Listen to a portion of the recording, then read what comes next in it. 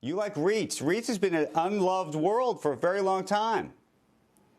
Yeah, thanks for having me, Andrew. Yes, REITs. We like REITs. We think they're poised to do well in the reopen trade. You know, we've seen a strong labor market, and with that, we've seen wages increase. And so REITs have the ability to capture some of that inflationary pressures, as well as, you know, with rising rents, as, you know, people go back to work, and we've seen sort of that great resignation and the job market being on fire. You know, the real estate market has the ability to capture those higher wages and those rising prices through the increase in rents over time. And the income basis looks well with the steepening yield curve.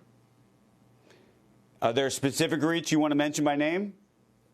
We just look more at the macro level over at the sector. We're not looking at any particular REITs, but we like more of the I guess the move back and the migration back to the city. So REITs that have that capture that sort of that urban migration back will do well.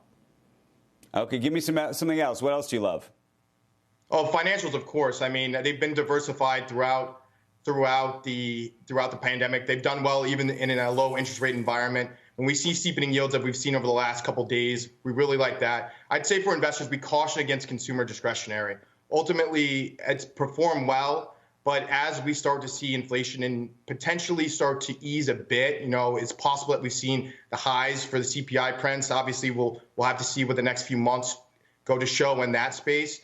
But it's potential that as supply chain constraints have somewhat eased, that we could see, you know, inventory start to build up. And so that's something we'll look for in Q1. And so we caution investors for consumer discretionaries in the retail space. We also caution with travel and leisure. They've seen a lot of volatility with the COVID pandemic, and it's potential that as variants continue to move in and out as we get on the other side of that they'll continue to see volatility throughout the coming years. And so until we start to see some normalization from how we handle the pandemic, we'd say caution investors on the travel and leisure names. Okay, what do you do about big tech? Big tech, I mean, they've got a lot of regulation headwinds ahead of them. And, you know, with steepening yields, those discounted cash flows don't look as well. You know, obviously, we're not telling investors to completely remove those positions. You have to keep yourself allocated there, but you might want to consider paring back a little bit.